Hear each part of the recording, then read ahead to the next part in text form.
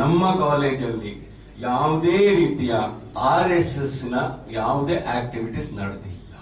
ಇದು ಲಾಸ್ಟ್ ನಮ್ಮಲ್ಲೂ ನಮ್ಮ ಕೆಲವು ವಿಘ್ನ ಸಂತೋಷಗಳ ನಮ್ಮ ಪಕ್ಷದವರು ಇದನ್ನು ಮಾತನ್ನು ಹೇಳ್ತಾ ಇದ್ರು. ಇವತ್ತು ಅವ್ರಿಗೆ ಬಹಳ ಸ್ಪಷ್ಟವಾಗಿ ನಿಮ್ಮ ಮುಖಾಂತರ ಹೇಳ್ತೀನಿ, ಇನ್ನು ಮುಂದೆ ಇಂಥ ಯಾವುದೇ ಬಂದ್ರು ಡಿಫಾಮೇಶನ್ ಕೇಸ್ ಅನ್ನು ಹಾಕ್ತೀವಿ. ಸಾವಿರಾರು ಮಕ್ಕಳಿಗೆ ನನ್ನ ಕಾಲೇಜಲ್ಲಿ ನೀನು ಬಿಜೆಪಿ ಅವನು, ನೀನು RSS ಅವನು, ಅಥವಾ ನೀನು ಕಾಂಗ್ರೆಸ್ ಅವನು, ನೀನು ಹಿಂದೂ ಮುಸ್ಲಿಂ ನಮಗೆ ಹೇಳಲಿಕ್ಕೆ ಆಗ್ತದ? ಅದು ವರ್ಷಕ್ಕೊಂದು ಕಾಲೇಜಲ್ಲಿ ನಡೀತಾ ಇತ್ತು. ಹುಟ್ಟು NSU ಅಲ್ಲಿ ABVP ನ ವಿರೋಧ ಮಾಡಿಕೊಂಡು ಬಂದಂತವನು, ಅದು ಶಿವಮೊಗ್ಗದಲ್ಲಿ ಹುಟ್ಟಿದವನು, ಅಲ್ಲಿ ಬೆಳೆದವನು, ಅಲ್ಲಿ ಒಬ್ಬ ಮುಖ್ಯಮಂತ್ರಿ ಆದಂತ ಯಡಿಯೂರಪ್ಪನ ವಿರುದ್ಧ ಚುನಾವಣೆಗೆ ನಿಂತಂತವನು. ನಾನೇ ಕಾಂಪ್ರಮೈಸ್ ಮಾಡ್ಕೊಳ್ಳಿಕ್ಕೆ ಇವ್ರು ಯಾವ ಆಧಾರದ ಮೇಲೆ ಟಿಕೆಟ್ ಕೇಳಿದ್ರು? ಪುಂಗವಾಗಿ ಬರೆದ್ರು. ಇಂದಿರಾ ಗಾಂಧಿ ಬಗ್ಗೆ ಬರ್ತಿದ್ದಾರೆ, ರಾಜೀವ್ ಗಾಂಧಿ ಬಗ್ಗೆ ಬರ್ತಿದ್ದಾರೆ, ಸೋನಿಯಾ ಗಾಂಧಿ ಬಗ್ಗೆ ಬರ್ತಿದ್ದಾರೆ. ಇವ್ರು ಯಾವ ನೈತಿಕ ಆಧಾರದ ಮೇಲೆ ಕಾಂಗ್ರೆಸ್ ಪಕ್ಷದಲ್ಲಿ ಬೇಕು ಅಂತ ಕೇಳಿದ್ರು? ನಿಮ್ಮದೇ ಕಾಂಗ್ರೆಸ್ ಪಾರ್ಟಿಯಲ್ಲಿದ್ದಂತಹ ಅಮೀನ್ ಮಟ್ಟೂರು ನಿಮ್ಮ ವಿರುದ್ಧ ಮತ್ತೆ ನಿಮ್ಮ ಎಜುಕೇಶನ್ ಇನ್ಸ್ಟಿಟ್ಯೂಟ್ ಅಲ್ಲಿ ನೀವು RSS ಇದು ಪ್ರೋಗ್ರಾಮ್ಗಳಿಗೆ ಅನುಮತಿ ಕೊಟ್ಟಿದ್ದೀರಿ ಅಂತ ಆರೋಪ ಮಾಡಿದ್ದಾರೆ. Yes, I am very very thanks Kiran, ಈ ಮಾತನ್ನ ತಾವು ನನಗೆ ಈ ಪ್ರಶ್ನೆಯನ್ನು ಕೇಳಿದ್ದು. ಯಾಕಂದ್ರೆ ಇದಕ್ಕೊಂದು ಉತ್ತರವನ್ನು ಕೊಡಬೇಕು ಅಂತ ಬಹಳ ದಿವಸದಿಂದ ನನಗಿತ್ತು. ಯಾಕಂದ್ರೆ ನಾನಾಗೆ ಕೊಡಬಾರ್ದು ಅಂತ ಇತ್ತು. ನಮ್ಮ ಕಾಲೇಜಲ್ಲಿ ಯಾವುದೇ ರೀತಿಯ RSS ನ ಯಾವುದೇ ಆಕ್ಟಿವಿಟೀಸ್ ನಡೆದಿಲ್ಲ. ನಮ್ಮ ಕಾಲೇಜಲ್ಲಿ ಒಂದು ಸಲ ಸರ್ಕಾರ, ಕರ್ನಾಟಕ ಸರ್ಕಾರದ ಡಿಸ್ಟ್ರಿಕ್ಟ್ DIC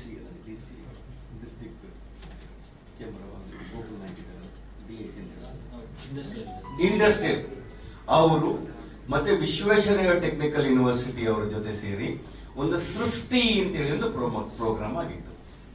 ಸೃಷ್ಟಿ ಅಂತ ಹೇಳಿದ್ರೆ ಅದು ಕರ್ನಾಟಕ ರಾಜ್ಯದಲ್ಲಿರುವಂತಹ ಎಲ್ಲ ಇಂಜಿನಿಯರಿಂಗ್ ಕಾಲೇಜುಗಳು ಮತ್ತೆ ಪಾಲಿಟೆಕ್ನಿಕ್ ಕಾಲೇಜುಗಳ ಪ್ರಾಜೆಕ್ಟ್ ಎಕ್ಸಿಬಿಷನ್ ಮತ್ತೆ ಇನೋವೇಷನ್ ಬಗ್ಗೆ ನಡೆದಂತ ಒಂದು ಕಾರ್ಯಕ್ರಮ.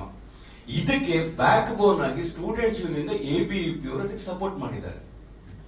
ಈ ಕಾರ್ಯಕ್ರಮಕ್ಕೆ ಹೈಯರ್ ಎಜುಕೇಶನ್ ನಮ್ಮ ಸೆಕ್ರೆಟರಿ ಆದಂತ ಸಿದ್ದಯ್ಯ ಅವರು ಬಂದಿದ್ದಾರೆ, ಇನ್ಫೋಸಿಸ್ ನಿಂದ ಬಂದಿದ್ದಾರೆ, TCS ಇಂದ ಬಂದಿದ್ದಾರೆ.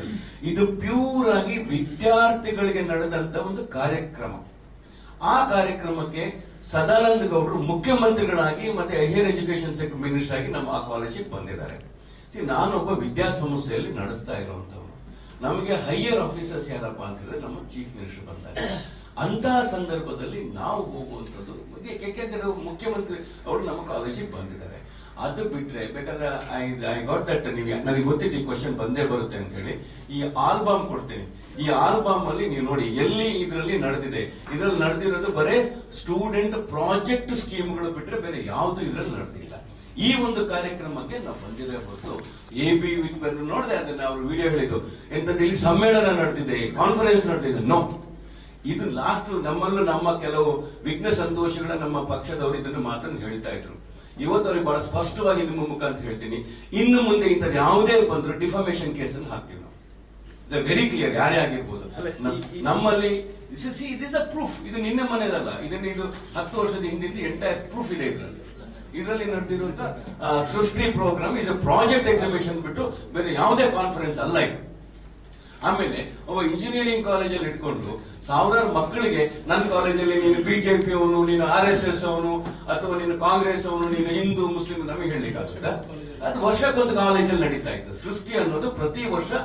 ಇದಕ್ಕಿಂತ ಮುಂಚೆ ಪ್ರತಿ ಕಾಲೇಜಲ್ಲಿ, ಅದಕ್ಕಿಂತ ಮುಂಚೆ ನಮ್ಮ ತುಮಕೂರಲ್ಲಿ ಇವ್ರದ್ದು ನಮ್ಮ ಪರಮೇಶ್ವರ್ ಅವರ ಕಾಲೇಜ್ ನಡೆಯಿತು.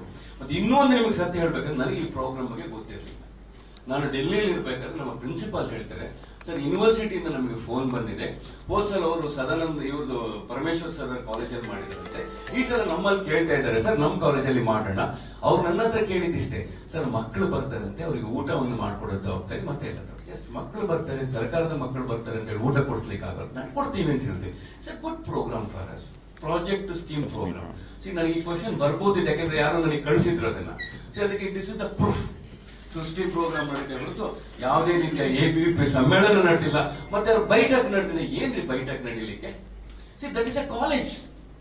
ಆಮೇಲೆ ನಾನು ಯಾರಿಗೆ ಹುಟ್ಟು NSU ಅಲ್ಲಿ ABVP ನ ವಿರೋಧ ಮಾಡಿಕೊಂಡು ಬಂದಂತವನು, ಅದು ಶಿವಮೊಗ್ಗದಲ್ಲಿ ಹುಟ್ಟಿದವನು, ಅಲ್ಲಿ ಬೆಳೆದವನು, ಅಲ್ಲಿ ಒಬ್ಬ ಮುಖ್ಯಮಂತ್ರಿ ಆದಂತ ಯಡಿಯೂರಪ್ಪನ ವಿರುದ್ಧ ಚುನಾವಣೆಗೆ ನಿಂತಂತವನು. ನಾನೇ ಕಾಂಪ್ರಮೈಸ್ ಮಾಡ್ಕೊಳ್ಳಿಕ್ಕೆ ಅಫ್ಕೋರ್ಸ್ ಇನ್ನೊಂದು ಹೇಳ್ತಾರೆ, ಅಂದ್ರೆ ಕಲ್ಲಡ್ಕ ಭಟ್ರ ಜೊತೆಗಿದ್ದವರು ಮತ್ತೆ ಅವರ ಶಾಖೆಗಳಲ್ಲಿ ತೊಡಗಿಸಿಕೊಂಡವರನ್ನೆಲ್ಲ ಚುನಾವಣೆ ಹೊತ್ತಲ್ಲಿ ಬಂದು ಟಿಕೆಟ್ ಕೊಡ್ತಾರೆ ಕಾಂಗ್ರೆಸ್ನವರು ರಾಜಮರ್ಯಾದೆ. ಅಲ್ಲ ಇವರು ಒಂದ್ ನಿಮಿಷ, ಇವ್ರು ಹೇಳಿದಾರಲ್ಲ, ಇವ್ರು ಯಾವ್ದ್ರಲ್ಲಿ ಇದ್ರು? ಇವರು ಟಿಕೆಟ್ ಕೇಳಿದ್ರಲ್ಲ, ಇವ್ರು ಯಾವ ಆಧಾರದ ಮೇಲೆ ಟಿಕೆಟ್ ಕೇಳಿದ್ರು? ಪುಂಗಾನುಪುಂಗವಾಗಿ ಬರೆದ್ರು. ಇಂದಿರಾ ಗಾಂಧಿ ಬಗ್ಗೆ ಬರ್ತಿದ್ದಾರೆ, ರಾಜೀವ್ ಗಾಂಧಿ ಬಗ್ಗೆ ಬರ್ತಿದ್ದಾರೆ, ಸೋನಿಯಾ ಗಾಂಧಿ ಬಗ್ಗೆ ಬರ್ತಿದ್ದಾರೆ. ಇವ್ರು ಯಾವ ನೈತಿಕ ಆಧಾರದ ಮೇಲೆ ಕಾಂಗ್ರೆಸ್ ಪಕ್ಷದಲ್ಲಿ ಬೇಕು ಅಂತ ಕೇಳಿದ್ರು? ಹೇಳ್ಬೇಕಲ್ಲ ಅವರು. ಅಲ್ಲ ಇದನ್ನೇ ಹೇಳ್ತಾರೆ ಅವರು. ಈಗ ಮೊನ್ನೆ ಕೇಳಿರೋದು ಈಗ ಆಯ್ತು ಸರ್, ಈಗ ನೀವು ನನ್ನ ಜೊತೆಗೆ ಬಂದು ಕೂತಿದ್ರೆ ನಾನು ಇವ್ರನ್ನ ದಬ್ಬಿಡ್ಲ? ಯಾವ್ದೋ ಫಂಕ್ಷನ್ ಅಲ್ಲಿ ನೀವು ನಮ್ಮ ಜೊತೆ ಬಂದು ಕೂತ್ಕೊಳ್ತೀರಾ? ಈಗ ನಮಗೆ ಫ್ಲೈಟ್ ಅಲ್ಲಿ ಸಿಗ್ತಾರೆ, ನೀನು ಬಿಜೆಪಿ ನನ್ನ ಜೊತೆ ಬರಬೇಡ, ನೀನು ಮುಸ್ಲಿಂ ನನ್ನ ಜೊತೆ ಬರಬೇಡ, ನೀನು ಕ್ರಿಶ್ಚಿಯನ್ ಬರಬೇಡ ಅನ್ನೋ ದೂರ ದಬ್ಲಿಕ್ ಆಗುತ್ತಾ? ಮದುವೆ ಫಂಕ್ಷನ್ಗೆ ಕಾಮನ್ ಫ್ರೆಂಡ್ಸ್ಗೆ ಹೋಗಿರ್ತೀವಿ, ಅದಕ್ಕೆ ಹೋಗ್ಬಾರ್ದಂತ ಟಿಕೆಟ್ ಕೊಟ್ರೆ ಯಾರಿಗೆ ಕೊಟ್ಟಿದೀವಿ ಅಂತ ಹೇಳಿದ್ರೆ ಸರ್, ಕಾಂಗ್ರೆಸ್ ಪಕ್ಷದ ತತ್ವ ಸಿದ್ಧಾಂತಗಳನ್ನು ಒಪ್ಕೊಂಡು ಬಂದಿರ್ತಾರೆ. ಇವ್ರು ಯಾರಿಗೆಲ್ಲ ಕೊಟ್ರು? ಇವತ್ತು ಭಾರತೀಯ ಜನತಾ ಪಕ್ಷದಲ್ಲಿ ಇವರಿಗೆ ಕೊಟ್ಟು, ಇವ್ರು ಯಾವ ತತ್ವ ಸಿದ್ಧಾಂತದಲ್ಲಿ ಕಾಂಗ್ರೆಸ್ ಬಂದು ನನಗೆ MLC ಬೇಕು ಅಂತ ಕೇಳಿದ್ರು? ಅವಾಗ ಇಂದಿರಾ ಗಾಂಧಿ ಬಗ್ಗೆ ಬರ್ದಾಗ ಸಿದ್ಧಾಂತ ಇರ್ಲಿಲ್ವಾ ಇವರಿಗೆ? ರಾಜೀವ್ ಗಾಂಧಿ ಬಗ್ಗೆ ಬರೀಬೇಕಾದ್ರೆ ಸಿದ್ಧಾಂತ ಇರ್ಲಿಲ್ವಾ ಇವರಿಗೆ? ರಾಹುಲ್ ಗಾಂಧಿ ಬಗ್ಗೆ ಬರೀಬೇಕಾದ್ರೆ ಸಿದ್ಧಾಂತ ಇರ್ಲಿಲ್ವಾ ಇವರಿಗೆ? ಅವರಿಗೆ ಈಗ ಸಿಕ್ಕಿಲ್ಲ ಅನ್ಬೇಕಾದ್ರೆ ಬೇರೆ ಸಿದ್ಧಾಂತ ಆಗುತ್ತೆ ಅದರಲ್ಲಿ. ಅಲ್ಲ ಹಾಗೆ ಬರ್ದವರನ್ನ ನೀವು ಯಾಕೆ ಪಕ್ಷದಲ್ಲಿ ಸೇರಿಸ್ಕೊಳ್ಳಿ? ಯಾರು ಸರ್? ನಾನ್ ಸೇರಿಸ್ಕೊಂಡಿದ್ದಂತಾರೆ ಸರ್. ನಮ್ಮ ಏನ್ ಸರ್, ಪಕ್ಷ ಸಮುದ್ರ ಸರ್. ಎಷ್ಟೋ ಹೊಳೆಗಳು ಬರುತ್ತೆ, ಒಳ್ಳೆ ಹೊಳೆ ನೇತ್ರಾವತಿನೂ ಬರುತ್ತೆ, ಇನ್ನು ಫಲ್ಗುಣಿನೂ ಬರುತ್ತೆ, ಇನ್ನೊಂದು ಇದ್ದು ಬರುತ್ತೆ. ನಾವೇನು ಬೇಡ ಅನ್ನಕ, ಸಮುದ್ರ ಬೇಡ ಅನ್ಲಿಕ್ಕೆ ಆಗುತ್ತಾ? ಡಿಫಾಮೇಷನ್ ಕೇಸ್ ಅಂತ ಹೇಳಿದ್ವಿ. ಕರಾವಳಿ ಈಗ ಪ್ರಿಯಾಂಕಾ ಖರ್ಗೆ ಅವರು ಏನು RSS ಬಗ್ಗೆ ನಿಲುವು ಇದೆ, ಆ ನಿಲುವು ಕರಾವಳಿಯ ಕಾಂಗ್ರೆಸ್ ನಾಯಕರಿಗೆ ಇಲ್ಲ. ಅದು ಹೆಂಗೆ ತೋರಿಸ್ಬೇಕು? ಎದೆ ತೆಗೆದು ನೋಡಪ್ಪ ನಮ್ಮ ಹತ್ರ ನಿಲುವು ಇಲ್ಲ ಅಂತ ಹೇಳಿ ಎದೆ ತೋರಿಸ್ಬೇಕು. ಕಾಂಗ್ರೆಸ್ ವೀಕ್ ಆಗ್ಲಿಕ್ಕೆ ಆಯ್ತಪ್ಪ, ನಿಮ್ಗೆ ಹೇಳ್ತೀನಿ, 2013 7 ಜನ ಮಂತ್ರಿಗಳು ಗೆದ್ದಿದ್ದಾರೆ ಅಂತ ಹೇಳಿ ಸೋಲಿಕ್ಕೆ ಯಾವ ಕಾರಣ ಹಾಗಾದ್ರೆ? ನಾವುಗಳೇ ಇದ್ವಾ ಇಲ್ಲಿ? ಮಂತ್ರಿಗಳನ್ನ ಗೆಲ್ಸಿದವರು ಸೋಲದ್ದು ಯಾಕಾಗಾದ್ರೆ? ಅದನ್ನ ಹೇಳಿ. ಅಲ್ಲ ಈಗ ನೀವು ಹೇಳಿದ್ರಲ್ಲ ಡಿಫಾಮೇಷನ್ ಕೇಸ್ ಆಗ್ತದೆ, ಈಗ ಅಮೀನ್ ಮಟ್ಟು ಅವ್ರ ಮೇಲೆ ಇಲ್ಲ, ನೀನು ಈ ಸಲ ಇಷ್ಟಂತ ಹೇಳಿರ್ಲಿಲ್ಲಲ್ಲ ಸರ್. ಇವತ್ತು ಫಸ್ಟ್ ಟೈಮ್ ನಾನು ಹೇಳ್ತಾ ಇರೋದು. ಈಗ ಫಸ್ಟ್ ಟೈಮ್ ನಾನು ಇವತ್ತು ನಿಮ್ಗೆ ಪ್ರೂಫ್ ಕೊಡ್ತಾ ಇದ್ದೀನಿ, ಇದು ಕ್ಲಾರಿಫಿಕೇಶನ್ ಕೊಡ್ತಾ ಇದ್ದೀನಿ. ಅದೇನು ಸಮ್ಮೇಳನ ಅಥವಾ ಪ್ರಾಜೆಕ್ಟ್ ಅಂತ ನೋಡ್ಕೊಳ್ಳಿ, ಸುಮ್ಮನೆ ಬಾಯಿಗೆ ಬಂದಾಗ ಮಾತಾಡೋದಲ್ಲ. ಸೊ ಒಂದು ವಿದ್ಯಾಸಂಸ್ಥೆಯಲ್ಲಿ ವಿದ್ಯಾರ್ಥಿಗಳಿಗೆ ಉಪಯೋಗ ಆಗುತ್ತೆ ಅನ್ಬೇಕಾದ್ರೆ ಇಸ್ ನಾಟ್ ಕಾಂಪ್ರಮೈಸ್. ವಿದ್ಯಾರ್ಥಿಗಳಿಂದ ದೊಡ್ಡದೇನಿದೆ ನನಗೆ? ಯಾರೇ ಆಗಿರ್ಲಿ ವಿದ್ಯಾರ್ಥಿಗಳು,